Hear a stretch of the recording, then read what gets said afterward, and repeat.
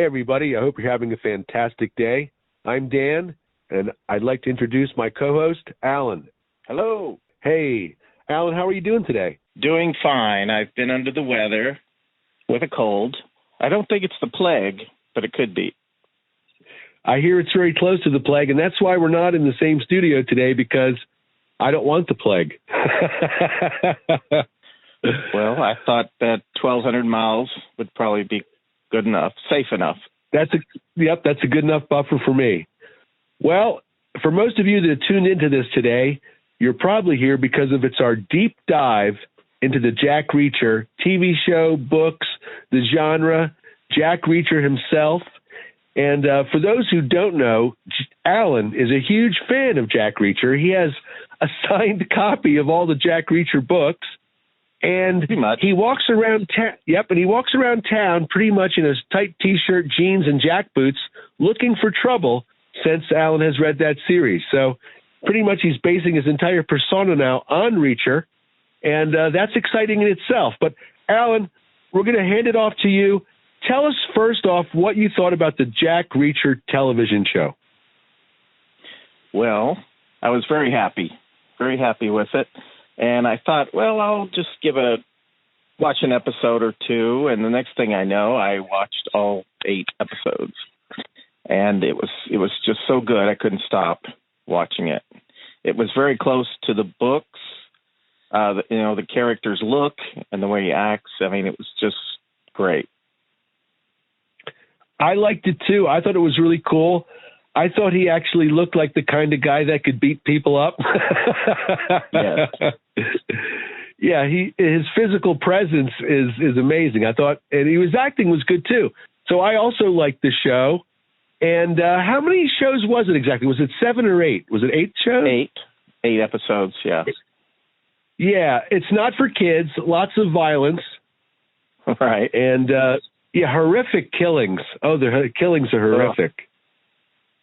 Yeah, they are crazy. So tell me some more about what you thought about the show. Okay, let's see. I made some notes here. Cool. About the actor, I did a little research.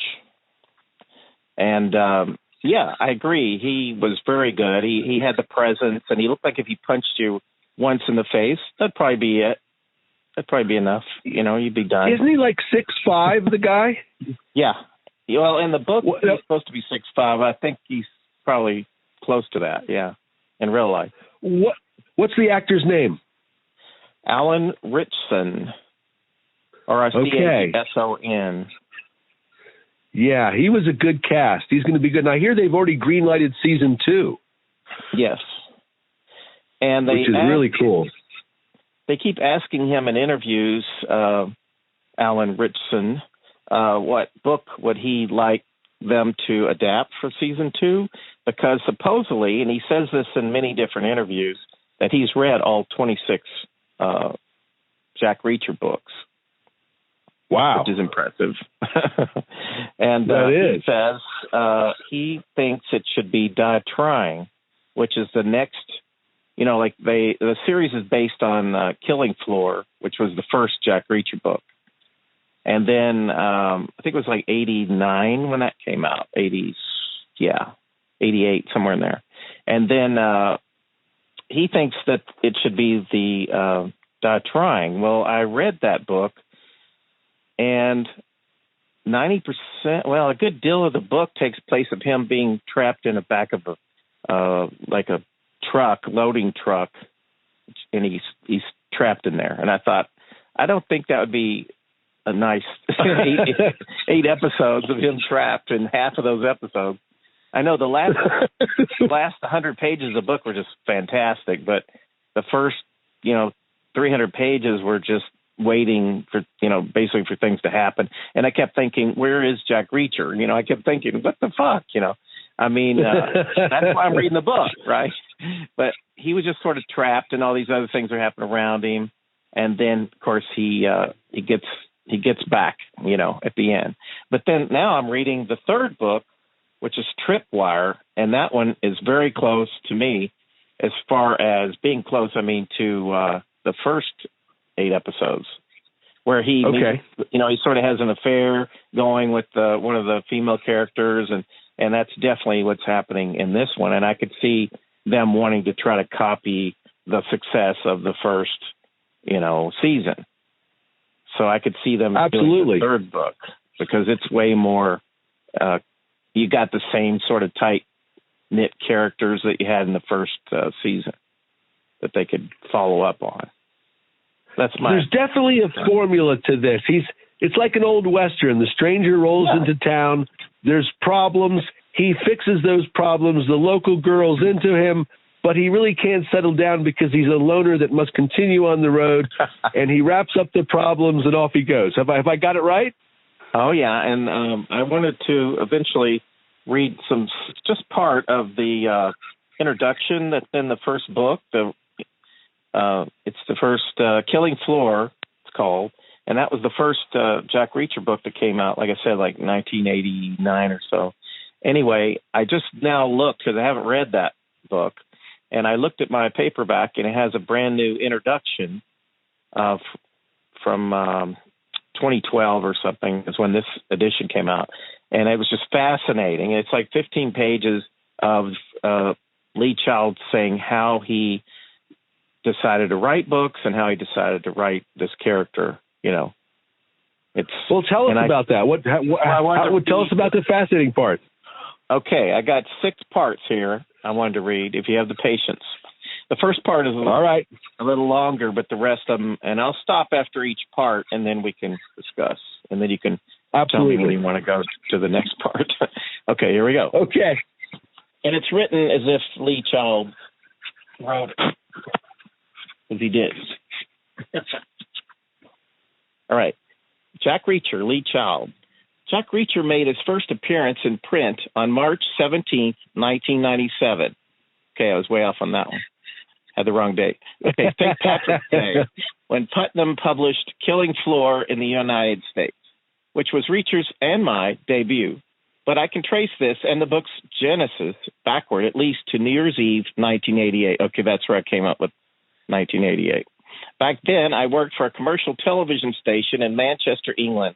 I was 11 years into a career as a presentation director, which was a little like an air traffic controller for the network airwaves. In February 88, the UK commercial network had started 24-hour broadcasting. For a year before that, management had been talking about how to man the new expanded commitment. None of us really wanted to work nights. Management didn't really want to hire extra people. End of story, stalemate, impasse. What broke it was the offer of a high raise. We took it, and by New Year's Eve, we were 10 fat and happy months into the new contract. I went to a party but didn't feel much like celebrating. Not that I wasn't content in the short term. I sleep better by day than by night, and I like being up and about when the world is quiet and lonely. And for sure, I was having a ball with the new salary. But I knew in my bones that management resented the raise. And I knew that the new contract was, in fact, the beginning of the end. Sooner or later, we would all be fired in revenge. I felt it was only a matter of time. Nobody agreed with me except one woman. At the party, in a quiet moment, she asked me, "What are you going to do when this is all over?" I said, "I'm going to write books." Why that answer and why then? I had always been an insatiable reader, all genres, all the time, but very unstructured. I naturally gravitated toward crime, adventure, and thrillers. But for a long time in the UK, we lacked genre stores and fan magazines, and of course the internet hadn't started yet. So there was no effective network capable of leading a reader from one thing to the next. As a result, I had come across some very obscure stuff while being completely ignorant of many major figures. For instance, in February 88, while the ink was still drying on our new TV contracts, I took a vacation to Yucatan. I flew back via Miami and picked up John D. MacDonald's The Lonely Silver Rain at the bookstall in the airport.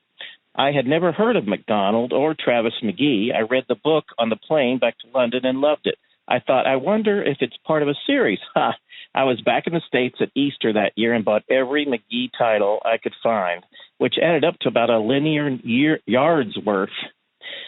Nobody needs me to sing MacDonald's praises, but that yard of books did more for me than provide excellent entertainment. For some reason, the McGee books spoke to me like textbooks.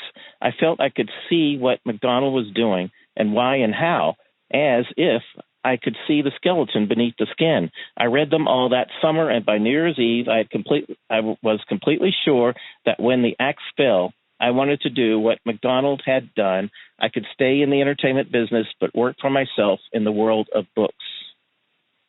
Back to you. Huh. How interesting. So there he is doing one job, and he's like, I'm just going to write books. Well, I've watched some interviews with him, and he says that his wife said, go right on and do it. And she went back to work because she wasn't working at the time. And then even his teenage daughter said she would go and work. So he's got all this pressure on him like, oh, my gosh, they got to work because I'm doing this book thing. It better pay off. So besides what we're going to go continue on listening to his words, What did you find so inspiring about his story from these 15 pages? I was real curious what got him interested in thinking he could write a series. And that was there, the John MacDonald, which I haven't read. I've heard that name before. And I was fascinated that he would read that series and then think, well, I'm going to do this. It's like inspired him. Yes, it is interesting. Rather than perhaps going out and reading books about classical structure or how to write a story or how to develop characters or something, he went and basically read this guy's books and professes that that's where he got the structure from. How to set up a book. That's sort of what inspired me when, we work on the Collectors Club newsletter. You built it. You're the editor. But it was when I started in 2020, I started rereading all the Stephen King books. I haven't read them all, but I've read, like 20% over again in the last year and a half, 2 years. And that was what inspired me to think, well, I think I could write some of these short stories for that publication just based on having read so much recently, Yes. I think you can come across a story or a series of stories that really inspire you and make you say to yourself, I'd like to write something. You know what I mean? Yeah. Well, it's funny. I saw a little thing that somebody posted on Facebook recently, and it's about people talking about books and reading books. And she said that somebody had posted that they didn't like some book they were reading because it sounded like the author was making it all up on the fly. And she was laughing her ass off because that's how you write books.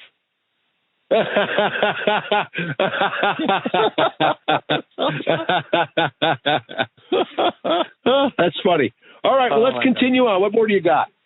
Okay. All right, hold on. Okay. All right, this is part 2. The first book was written in the first person, which meant he didn't need a name until someone else asked what it was, which didn't happen for 30 or so manuscript pages. Then a police detective asked, name? I put my pencil down and thought the best I could come up with was Franklin, as I recall, but I wasn't happy with it. Then I went shopping. Part of the problem of not currently having a day job was, well, I didn't have a day job. And my wife, therefore, assumed that after many years of solo struggle, she now had help with the chores. So she asked me to go to the supermarket with her to carry stuff home. I'm a big guy. She's a small woman. She was also a worried woman, although she was hiding it well. Our life savings were disappearing, and regular paychecks were mostly distant memories in the supermarket, and this is a common experience for tall men. A little old lady approached me and said, "You're a nice tall gentleman, so would you reach that can for me?" My wife said to me, "If this writing thing doesn't work out, you can always be a reacher in a supermarket." I thought, but I used to. And I smile now when I read internet commentary, imagining I specified the name for its forward-going, striving, progressive implications. Back to you. That's really funny. That's how he got the name. Wow. Wow. What did you think of Tom Cruise playing him in the movie? Yeah. Well, not impressed, huh? Here's the thing. I hadn't read the books then. So to me, he was just trying to be a badass, right? Right. And it wasn't until I started reading all the backlash and people saying, "Oh my gosh, I've read all the books and this is killing me." He's not nearly the person they imagine, for that character. Yes. Yeah. In the books, he's a big guy. Yeah, he's just like the guy in and the so TV show. Yeah. Yeah, Tom Cruise is 5'8" for people who don't know. Right. And soaking wet in heels. I'd seen the movies, but I couldn't remember them that much. I just remember he's trying to be a badass, But anyway, I saw a clip, and he's walking down the street. He's trying to be Jack Reacher. So they got this jacket on him that's kind of trying to puff him out a little bit. It's not working. And he's got his arms out like he's so much muscle. You know how you walk when you got a lot of muscle? Your arms have to kind of come out from your sides, and allow for all that bulk. Oh, that's funny. He's walking like that, even though he doesn't have the bulk. And I'm like, oh, my gosh. Thinking about the TV show just again for a second, I really felt the TV show was like a classic. When I was young, I used to watch shows like Mannix and other type shows. I thought this show was a real classic in that way. In other words, let's say you watch the first episode and you just get this setup. Guy comes into town, the local law is sort of against him, throws his butt into jail, fights ensue, so on. Mm-hmm. And then you just flip to the last episode, okay? All the main characters are chained to a pole. The love interest is chained to a pole. Everybody's taken hostage, and he's coming to save them. And he's got the face paint, the guns and whatnot. And this is how it sort of boils down into a lot of adventure movies. No matter what happens in between, by the end of the movie, whoever the bad guy or the good guy cares about is taken hostage as leverage against him, John Wick or whoever, and he's coming in because he's a total badass and nobody can stop him. Right. So I think this follows a formula, but it's a fun formula.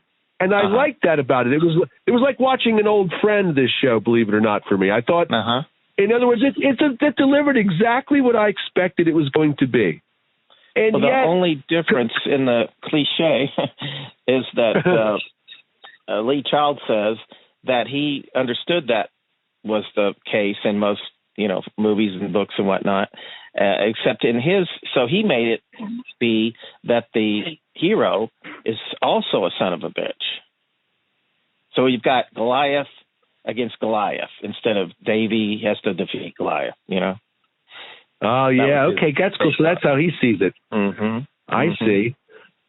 Okay, cool. Yeah, he saw too many movies where they would threaten the guy, and he's like, oh, what am I going to do? And how am I going to get back these guys? And he thought, no. He wanted it to where they try to threaten Reacher, and he's like, bring it on, Yeah. Oh, he's a wonderful hero to live through catharsis-wise. Yes. Because it's great. And I'll say something else about the TV show. I thought the action was really well done. Oh, yeah. Some action is cheesy. Some fights are cheesy. Like the Book of Boba Fett are the weakest fights. It's like my grandfather fighting in the middle of his rest home. It's ridiculous. And just weak choreography. Yeah, but not this thing. This thing had great choreography. All the fights I felt were real and visceral. When those guys attack him the first guy comes into the prison cell and says, with his other buddies, he's going to beat him up, and he just slams his head over and over into the metal, bed of it's not really a fight as much as it's a head slamming, and so I thought that was great stuff. He was talking about the fight scene in the prison in the shower room, and that's a great one. Yep. He went to do the scene where he's pushing his thumb in the guy's eyeball, and the guys go, "No, go ahead, just do it." And he's like, "Are you serious?" He's like, "Yes, do it." And he's like pushing him, he's like waiting for his eye to pop out. Oh God! It's like those smart guys are like, just do it, man. And he's like, what? Yeah, go ahead, kick me in the balls. I love it. You know. Yeah. God. Well, I rewatched the clips because you can watch the clips for free on YouTube. A lot of the clips, you know, from the series. Yes. And they have that fight, and I rewatched it. And there's one right at the beginning, and he throws that one guy down and punches him like 5 times in the face. It looks real, and it's even a different angle. Usually it's at an angle where you can't see the contact. Holy shit. Yeah. You can see, it looks like he's really hitting this guy. Yeah, I felt that guy he's a great physical presence, just to be honest. You know what I mean? Like, he looks like he could handle himself. When he takes off his shirt, he's nothing but covered in muscles. Right. I don't know if that's a special effect or what, but he's swollen everywhere. And so he looks like, you know, he could handle these guys. Hey, it was super fun. Okay, so what do you got next for us? What's next? Okay, this is part 3. I've got, and he's huge. He's 6 feet 5 inches tall and around what we just talked about. Yeah, he's around 250 pounds, all muscle. In Tripwire, after he's been doing physical labor in the sun for a spell, he's described as looking like a condom stuffed with walnuts. No one in his right mind would mess with him. I had in mind the kind of intimidating physical presence that pro footballers have, relaxed, utterly sure of themselves, but in Reacher's case, with a barely visible hint of danger. In fact, in one shot, the book, he admits to having played football for Army while at West Point, but that his career was limited to only one game. Why, someone asks. Were you injured? No, he replied. I was too violent.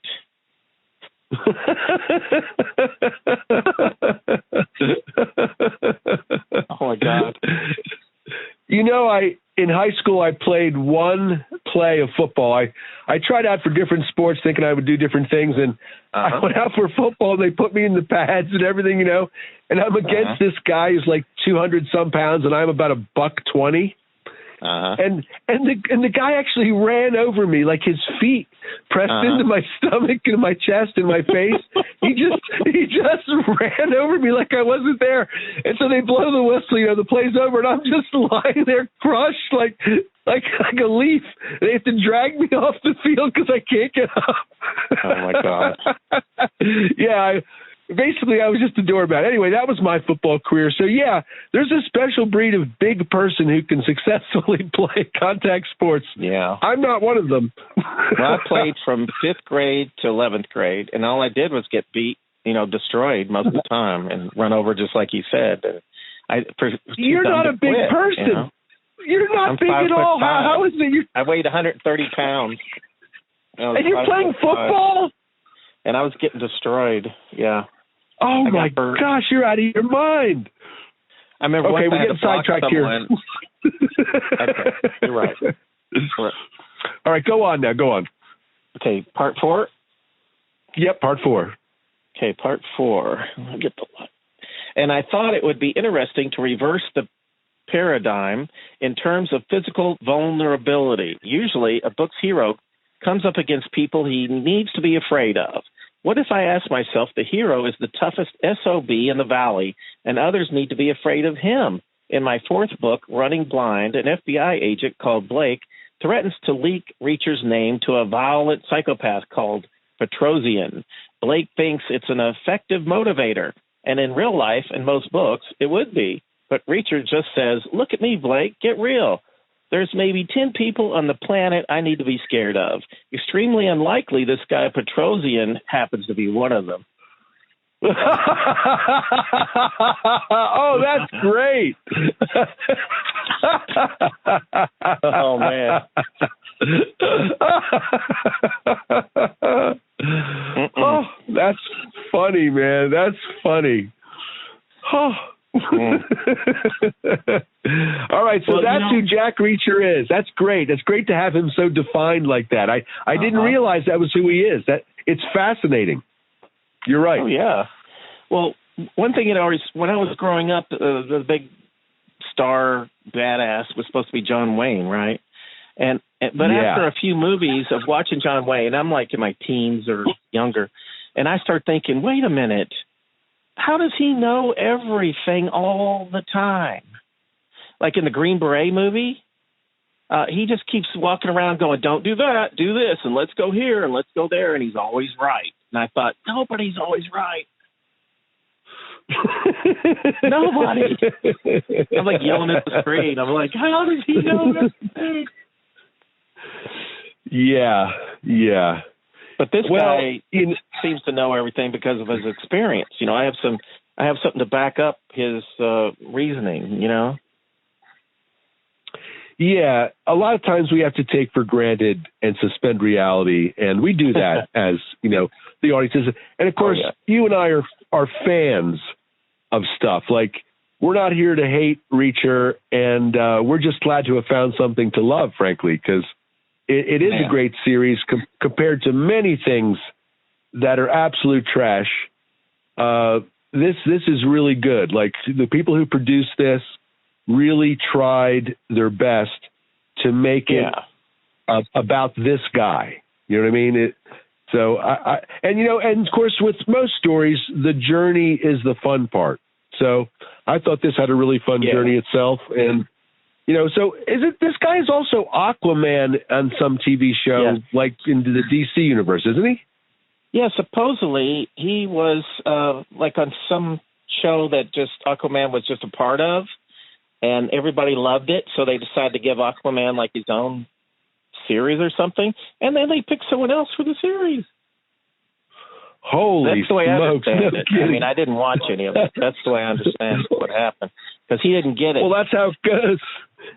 You know, Bruce Lee developed the Kung Fu series, and they gave it to David Carradine because they didn't think an Asian guy could carry a show. You know? Exactly. So crazy. It's so crazy. And then here, wow. When they auditioned for this Reacher TV series, he said there were a whole lot of people, of course, you know, they were looking at, and then they narrowed it down, and then they rejected everyone.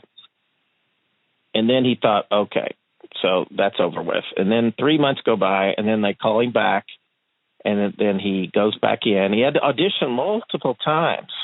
Oh, part of the problem was you know how you'd send out a side, you know, you just send a part of the script to each prospective actor, and they would read that, you can't see the whole thing. Reading that thing. Well, whoever the person was that was auditioning these people, you know, picking the actors for the show, was not that bright, because they picked a scene where he didn't say anything. Yeah, and I could see where they would want to see just for a moment, maybe, where he's just intimidating, you know, like at the beginning of the series, episode 1, he intimidates that guy. He doesn't say a word. He just looks at him and he goes, okay, I won't, you know, mess up. I won't hit my wife anymore, and walks away. Yeah, well, I can see I'm sorry. of that, but that's not the whole audition. You know? And so that's why they came back later and they had him read some, you know, lines and stuff. And that's when they picked him, you know. I couldn't imagine being some crazy actor doing auditions. It would be, it's like winning the lottery, becoming a successful actor. Oh, yeah. It's that crazy. It has nothing little to do with your talent, more or less. It's right place, right time. The producer's girlfriend likes your photograph, some random thing. You know what I mean? That's how life is. You know what I mean? Like, you know, the first John Grisham novel, View to a Kill, when they decided to make a movie of that, they were auditioning different people for the main lawyer, you know, that goes through all the adventure, you know. And Matthew McConaughey was one of the people they auditioned, right? Well, they made them all audition for the hardest scene in the entire movie. And it's like 8 pages of being in the court and yelling, and, you know, it's like the big final thing, you know. And so he nailed it. And that was his whole career came after that. You know what I mean? That just stamped him as, you have what we need, and then everybody else saw it. And that was like his big deal, you know, from then on, you know, or his beginning. It's interesting about Matthew McConaughey physically. And, you know, as years I was an athlete, I ran a gym, wrote fitness books, blah, blah, blah. But he was a beautifully handsome man, did all those romantic comedies, and then he loses the weight to do that Dallas Buyers Club, and his face gets kind of scrawny. And when he gains the weight back, though, it's like he aged 10, 15 years, and he never got back that youthful handsomeness. He's even say he looks like a drawn evil. He's better as a villain now almost. But isn't that weird that him dieting changed his physicality so much forever, especially his face, which is, his face was beautiful at one time. Mm-hmm.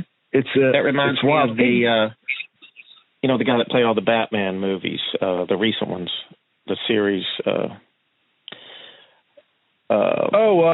Christian Bale. Yes. Yeah. And he had that movie where he went down to like 70 pounds or something crazy. Yes. Oh, he's like a skeleton, man. That was not good for him. It screws with you. It's not good for you at all. You lose. I know. Yeah. I think actors who do that, it's kind of crazy to do that. But, definitely. I guess it is what it is, right? It's Hollywood. And, of course, there's the other end of it where they take a scrawny guy and make him get jacked for a part, And Well, that's what they did with Chris. Another name I'm blanking on, but he's one of those Chris guys that, he's in all the Jurassic Park. The Guardians of the Galaxy guy? Yes. Yeah. The guy from Parks and Rec. They toned him up. Yeah, they toned him up. Yep. Yeah, boy. But he was already, he wasn't skinny. He was never skinny, but he definitely got beefed up. Yeah. He could have been a Jack Reacher character, couldn't he? Well, he's got the dinosaur franchise. Oh my gosh, yeah. And there's so he's going to be in that. Yeah, so he's doing fine. He's got Guardians, the dinosaur franchise. He's doing fine. Anyway, let's go back to Jack Reacher. You've read a couple of the books. Are the books really good as you go on, or they get boring? Like I said, the second book, well, evidently the first book is fantastic. I'm going to have to go back and definitely read, even though I saw the series. I know there's some parts in there they didn't use, of course, in the series, Because one of the reviews in the book, they have reviews at the beginning, so you'll buy the book.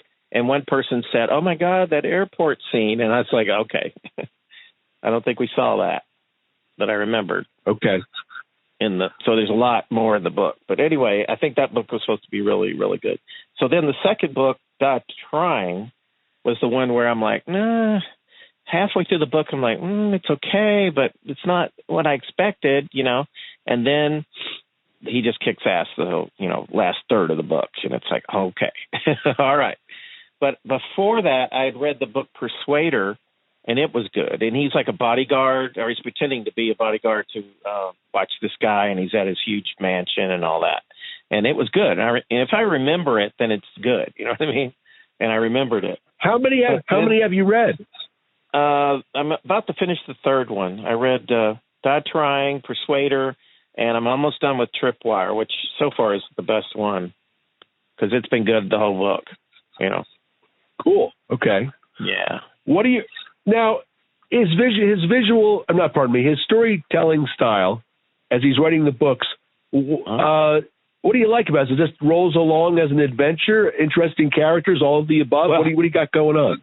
Yeah, it is like you said when you're talking about Westerns because, like Clint Eastwood would always have those lines, like they'd say, well, where'd the guy go? He's like, well, he's kind of hanging up right now, or whatever. He's throw out. He's not around. Yep. All through here, he's like that. Yeah. And what I really like is, when I read the first Persuader, the book, the first one, I didn't have any idea what Jack Reacher should look like. I didn't picture him as Tom Cruise, right? So I didn't really have no one does. Nobody does. I can tell you that. Right. And that's why as soon as I watched that series, I jumped into the Trying and the Tripwire because now it's flowing because I'm picturing as Alan Ritchson in the role, and that's really easy now. It's just I'm flying through the books now without even thinking about it as far as that goes. Yeah. So it's funny how sometimes when you can get you'll watch a movie of the week or whatever it is, or, Kolchak the Night Stalker. And from that point forward, you can always picture that actor, that person in that role when you read the book. Mm-hmm. It really helps. It does. And when the last year or so, I would read a book and then I would watch the movie. And I'd usually seen the movie before, but I wanted to refresh my memory, and then compare the two. And it was really easy reading the books because you're picturing all the characters that were in the movie, Yes. that you'd seen before, Yes. So, yeah. Well, that's cool. Oh, yeah. I think I'm going to give the Jack Reacher series, all things considered, an 8.5 out of 10. I think that's my overall rating because the acting's good. The action's fantastic. There's not any crazy flaws. Like I said, I think the reason I can't give it a higher score is because it's a formula, and I was never surprised who the bad guy was for a split second. Right. The moment he showed up, I'm like, oh, it's the bad guys here. And that could be a problem with castings, but... Well, in that series, the bad guy was basically the young guy, right? The son. Yeah, he's a sadistic killer, but the one that's at the end, you have gets on fire. Yeah, but the old man always plays the villain, the guy with the big eyebrows. Yeah, that's true. I saw him. I'm like, okay, I know. Oh yeah, there he is. No, I knew. Yeah, here he is. There he is. Yeah, there was no doubt who the villain was for me. There's always in the books, there's bigger villains than what seemed to be in that one. That was like the school bully and his dad or whatever, But local boys. Yep. Yeah, but then trying, it was like a guy that's running a big militant. He's trying to start his own army in the woods, and shit like that. And he's bigger than life villain, And then the one I'm reading now, it's almost like a villain from James Bond. He's got like a hook for a hand. He was a Vietnam vet. He crashed his helicopter and burned half of him up. Then he pretended he was dead, and he tried to keep it that way. But then new information started coming up, and he's trying to stifle it. He doesn't want anyone to know he's lived those 30 years. But that is like very James Bond. Half his face is burned. Yes. You know what I mean? I love that.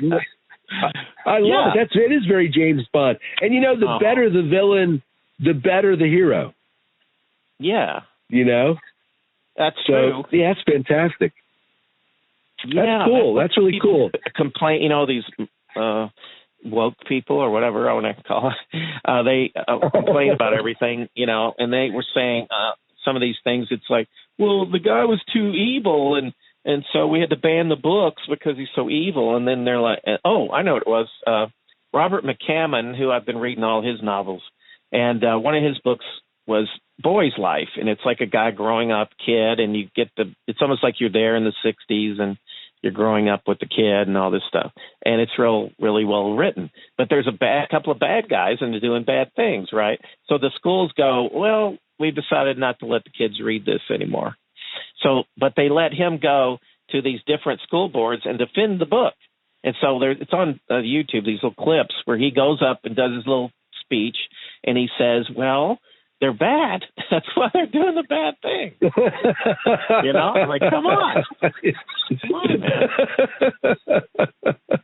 Get real. Oh, geez. Banning books is like banning an idea. It's just silly. Yeah. Come on. No, that doesn't make any sense. Well, this has been our deep dive into Jack Reacher, the books, the series, the man, the myth, and what Lee Childs felt about creating them. For those who don't know, Alan published not long ago a really great comic book that he will talk about in a second, where you can grab a copy of that. It's a full-color book about Dr. Peepers, the time-traveling steampunk superhero. And he also created a movie that is traveling throughout film festivals right now as we speak, throughout the entire world. London, you name it. Alan has sent in copies of his movie, and you can watch it for free on YouTube if you want to. Alan, I'm going to hand off to you. Can you tell us about the book and about the movie? Well, the movie is Get Lost in the Outdoors, and it was my idea, which the star of the movie, Dean Lacrone, helped me flesh out most of the story. I gave him what could be equivalent to a 5-10 minute episode, and together we turned it into a 90-minute feature comedy. And it's basically a 39-year-old man who is still striving after 30 years to get his Junior Ranger badge. And anyway, and the book is on Amazon, and it's called Dr. Peepers' Steampunk Hero, 76 pages. It's a magazine size with comics and 14 contributors. It's $20 on Amazon, and Dan Burke has quite a bit of artwork in there. Yes, I do. For those who don't know, I do scrawl and draw a little bit. You're a good scrawler. Yes, I'm a good scrawler. Yeah, the Dr. Peepers book is cool, folks, because it's kind of made to look like a 1968 Marvel comic book. Mm-hmm. So when you open it, it's got some great art and stories and cartoons and comics and, you know, things like that, fun ads and stuff. So it's a labor of love. It's a lot of fun, and you can't go wrong for $20. But back to the movie, though. I saw the movie. Oh. Yeah, I love the movie. I saw it twice. Thank you. Yeah. Yep, really good. And how do they find it on YouTube? Where they type in your name, or they type in the name of the movie? The fastest way is Get Lost in the Outdoors, Alan Freeman, Allen, because that's my channel, and it just seems to go there faster. All right, well, here's the story for this show, folks. Alan and I are going to try to come in a couple times a week. We're going to take possibly weekends off, and we're going to talk about what's going on in the world of movies, television, books, and things like that. Whatever's hot, whatever we're interested in, that's what we're going to be talking about. So I love Jack Reacher. I thought it was a great show, and I'm glad to hear the books are cool, too, because I might pick one up for something to read, and that'd be fun. And that was on Amazon Prime. Yeah, Jack Reacher's on Amazon Prime. That's right. That's where you can find it. And they dropped the whole series at once, so you can watch all the episodes. You didn't have to wait, week to week. You could watch the whole thing, I liked that about it. I thought that was cool. Amazon Prime is really stepping up and doing some great series. Yes. Did you watch Wheel of Time? No. I've heard about the book. Good. A lot of people rave about the series, the book series. I watched it twice. I watched the series twice. Wow. Yeah, it was good. It was. Yeah, I'll have to check it out. It's magic and this and that and the other, but I like the characters. I love the lady who plays the lead. She really sells it. So anyway, we'll talk about that in a future time. Yeah, well, I'll have to watch it, and then we'll do an episode. For sure. And I'd like to thank everybody for tuning in, and we'll be back before you know it with another show. All right. All right. Have a great day. Time. Cool. Same channel.